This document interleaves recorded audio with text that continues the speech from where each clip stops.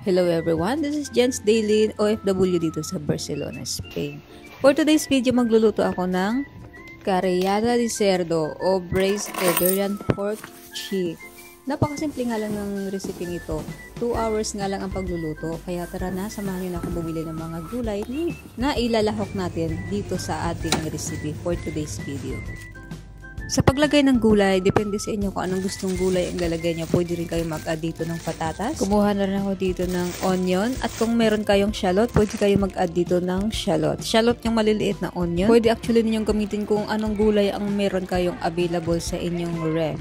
Pero kung gusto niyo talagang makuha ang totoong lasa ng recipe nito, halina't panoorin ang aking way ng pagluluto. Ito ang pinaka-paborito ko sa lahat na natutunan ko sa Spanish dish. Actually, napakaraming Spanish na ulam ang natutunan ko dito sa Barcelona. Pero isa ito sa ipapakita ko sa inyo for today's video. At kung bago ka pa lang sa aking YouTube channel guys o dito sa aking Facebook page, huwag mong kalimutang mag-follow, mag-subscribe at saka i-share na rin ang aking video. Una natin gagawin dito ay huhugasan natin ang pork cheek o di kaya pisngi ng baboy. Nang una ko nga natikman to, sabi ko ay ang napakasarap pala nito. Mukha lang siyang weird. Actually, nung una wala akong idea kung anong klaseng part ng baboy ang karne nito. Tapos, one time nag-sale ito sa aking work at tinanong ko kung paano ito lutuin. Buti na lang may isang akong kasama sa trabaho na masyado nang magaling magluto. Tinuro niya sa akin ng recipe hanggang sa paulit-ulit ko siyang niluto hanggang sa nagustuhan ko na talaga siya and then nagkaroon ako ng sarili kong recipe. Bago natin lulutuin ito, hugasan natin ng karne, patutuyuin natin. Tapos, ihiwaan natin ng ganyan para mas madaling maluto ang karne at pumasok talaga yung mga ingredients sa loob o yung sabor sa loob ng karne.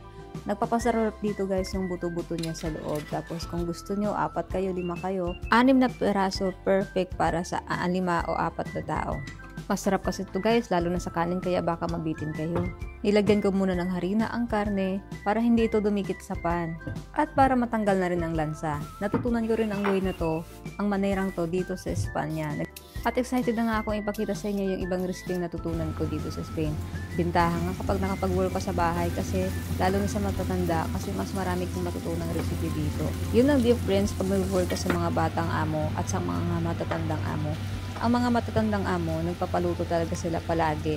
Masasarap na pagkain. Alam mo yung talagang pang di kalibreng mga ulam. Tapos wala silang pakialam kung magkano yan basta papaluto nila sa'yo. At napakatagal yung proseso. Yung mga ulam na pinapaluto nila, matatagal yun. Like 2 hours, 3 hours na pagluluto yun. Halos yung time mo, nasa kusina na lang talaga.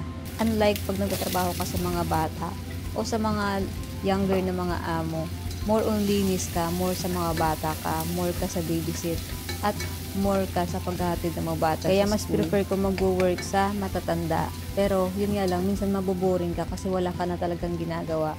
Ang gusto lang kasi more ng mga matatanda ay mag-usap lang talaga kayo. Ang gusto nila ay may kakwentuhan lang sila, may magluluto ng ulam nila for the weekend. At isasama ka pag nag-grocery. Sa mga batang amo naman guys, mahirap nga lang pag may party yung mga matatanda kasi pumupunta yung mga anak nila. Every time minsan yung mga anak nila pumupunta once a week, 2 times a week at doon sila kakain sa mama nila o sa magulang nila. Kaya obligado kang magluto. Kaya yung magulang nila nagluluto talaga ng masasarap kasi minsan lang dumadalaw yung mga anak nila sa kanila. Kaya compare mo naman sa mga batang amo, mostly kailangan mo lang kunin yung tiwala nila na mapagkakatiwalaan ka talaga, lalo sa mga bata. Once na nakuha mo na yung tiwala ng mga batang amo, okay na lahat yun. Bahala ka na sa gagawin mo sa bahay, iiwanan ka na nila. Buong araw sa'yo ang bahay, buong araw lilinisan mo yung bahay, magpa-plancha, minsan nag-chismis ka pa, minsan nagdudot-dot ka pa sa cellphone, walang problema. Basta pagdating nila, malinis yung bahay, nakapagluto ka na ng dinner nila, which is napakasimple lalo sa mga bata kasi puro lang naman krema-krema. Ang mga krema guys, mga gulay lang yon na dinudurog, ginagrind, tsaka mga alap-lancha lang na mga karne. So kung nakikita nyo guys, ginisa ko na nga lang yung karne, no? Tapos after that, nilagay ko na yung sibuyas, bawang, ginisa ko lang siya. Tapos ito, this time, lalagyan na natin siya ng wine or red wine. Niregalo pa nga sa akin ng friend ko tong red wine na to, buti na lang. Masarap siya guys, kaya perfect din talaga to sa pagluluto. Alam niyo na kung bakit naglalagay ng red wine sa karne kapag nagluluto. Don't worry guys, hindi kayo malalasing pag naglagay kayo ng red wine sa karne. Pag naglagay na pala na kayo ng karne guys, huwag nyo siyang takpan, hayaan nyo lang siyang absorb niya yung karne. I think mga 15-20 minutes, hayaan nyo lang siyang ganyan. At yung hindi nyo nga matansya kung ilan o kaano kadaming wine ang ilalagay nyo, lagyan nyo lang siya ng kalahating baso. Tapos yun na nga yung magiging itsura niya. So pwede na to, pwede ito. Actually ito na yan guys pero syempre kailangan pa natin talaga siyang lutuin ng matagal para makuha mo talaga yung flavor ng karne. Tingnan nyo naman ang karne, napakalambot na, wala nang ka-effort kapag tinanggal mo yung karne. Kita nyo, carrots lang yan, zucchini, red pepper, bell pepper, tsaka leek. At luto na nga ang ating Iberian pork cheek. At ito na nga may kanin ako. Actually yung kanin leftover, sayang wala tayong bagong kanin. At titikman na natin ang ating niluto for today's video. Nyo guys. At try nyo ding lutuin kasi alam kong magugustuhan nyo rin ang reseping ito. So bago ang lahat, maraming salamat sa panonood at huwag nyo sanang kalimutang mag-subscribe sa aking pages and sa aking YouTube channel. So next time guys, ayoko na mag-voiceover. Napakahirap pala mag-voiceover sa video. Hindi pala siya biro kasi inabot ako halos 1 oras.